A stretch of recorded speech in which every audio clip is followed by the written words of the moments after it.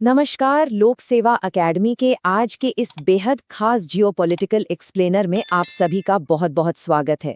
आज हम middle east के एक ऐसे भू राजनीतिक भूकंप की बात करने वाले हैं जिसने सच में पूरी दुनिया को चौंका कर रख दिया है।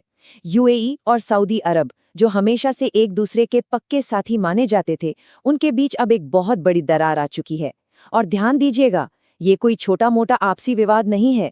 ये एक ऐसा फैसला है जो ग्लोबल इकोनॉमी और दुनिया भर के पावर बैलेंस को हमेशा के लिए पलट सकता है। तो चलिए इसे गहराई से समझते हैं। इस पूरे मामले को हम कुछ अहम हिस्सों में बांटकर समझेंगे। पहले बात करेंगे ओपेक और ग्लोबल ऑयल मार्केट की, फिर समझेंगे यूएई ने ओपेक से अलग होने का मन क्यों बनाया।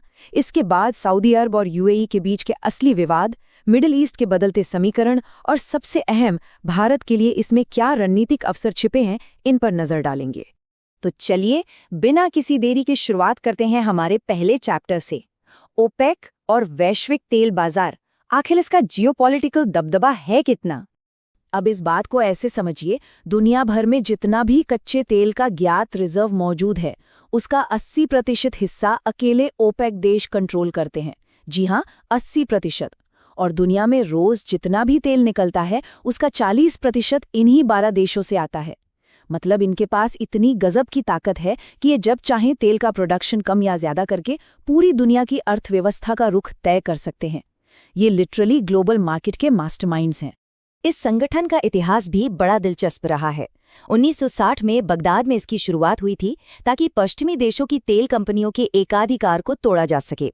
फिर 1967 में यूएई इसका हिस्सा बना। 1973 का वो समय तो हम सबको याद ही होगा, जब तेल को एक हथियार की तरह इस्तेमाल किया गया और दुनिया भर में ऑयल क्राइसिस आ गया था।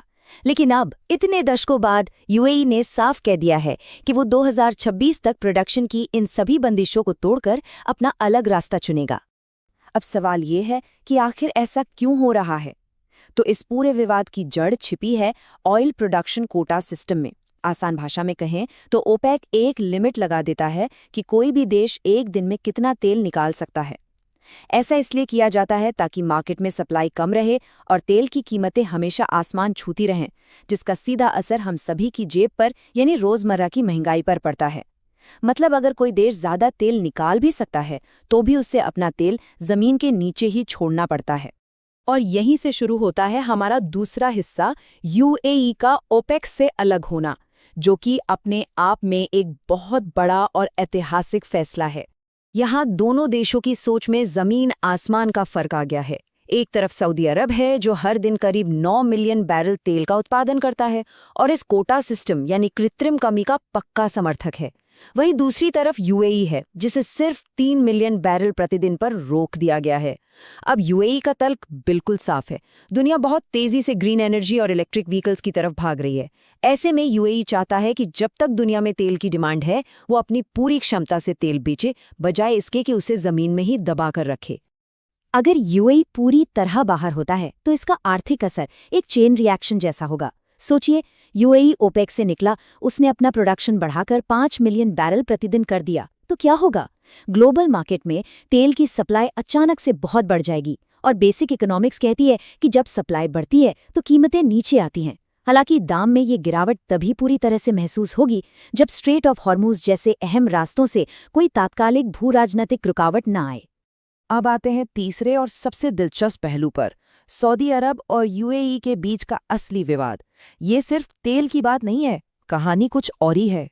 असल में इन दोनों देशों के बीच एक बहुत तगड़ी आर्थिक और आर्किटेक्चरल टक्कर चल रही है।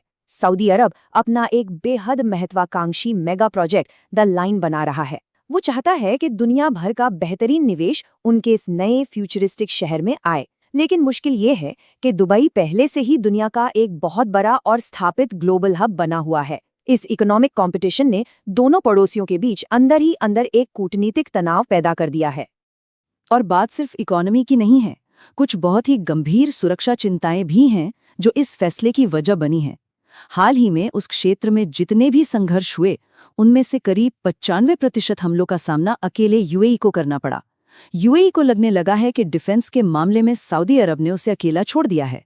स्थिति तब और ज्यादा खराब हो गई जब यमन में सऊदी सेना की कुछ कार्रवाइयों का कथित तौर पर सीधा असर यूएई के हितों पर पड़ा। और इसी वजह से हम मिडिल ईस्ट में एक बिल्कुल नया समीकरण बनते हुए देख रहे हैं। हमारा चौथा चैप्टर इसी बदलते गठबंधन के बारे में है। आज मिडिल ईस्ट का नक्शा कुछ इस तरह बदल रहा है।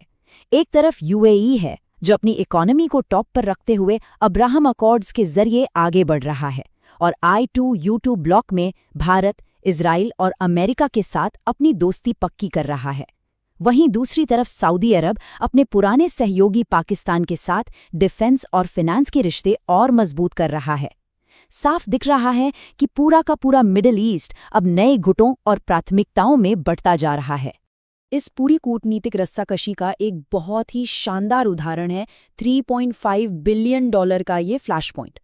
हुआ ये कि हाल ही में यूएई ने अचानक से पाकिस्तान से अपना दिया हुआ करोड़ों डॉलर का कर्ज वापस मांग लिया। और पता है फिर क्या हुआ? तुरंत सऊदी अरब बीच में आया और उसने पाकिस्तान की तरफ से वो कर्ज चुकाने की जिम्मेदारी ले ली। बंद दरवाजों के पीछे जो ये पैसिव अग्रेसिव डिप्लोमेसी चल रही है ना, ये उसका सबसे सटीक और बड़ा सबूत है। अब बात करते हैं उस चीज की जो हमारे लिए सबसे ज्यादा मायने रखती है।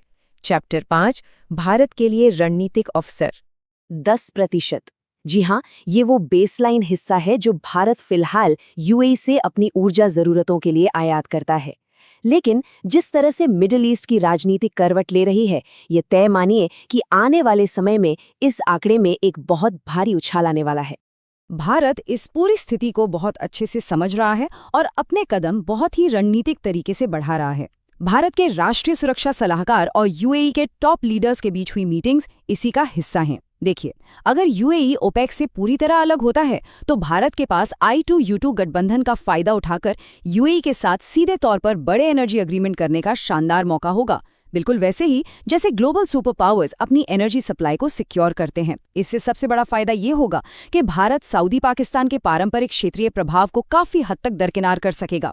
तो इस पूरे एक्सप्लेनियर का निचोड़ क्या है? सबसे बड़ा सवाल यही है कि ये जो ऐतिहासिक बंटवारा हो रहा है, ये अगले 1 दशक में दुनिया के पावर बैलेंस और एनर्जी सिक्योरिटी को कैसे बदल कर रख देगा। ये एक ऐसा जियोपॉलिटिकल बदलाव है जिस पर सच में पूरी दुनिया की नजरें टिकी हैं। ऐसे ही बेहतरीन करंट अफेयर्स और जियोपॉलिटिकल एनालिसिस के लिए लोक सेवा अकेडमी के साथ जुड़े रहिए। इस जटिल मुद्दे को गहराई से समझने के सफर में हमारे साथ बने रहने के लिए बहुत बहुत धन्यवाद।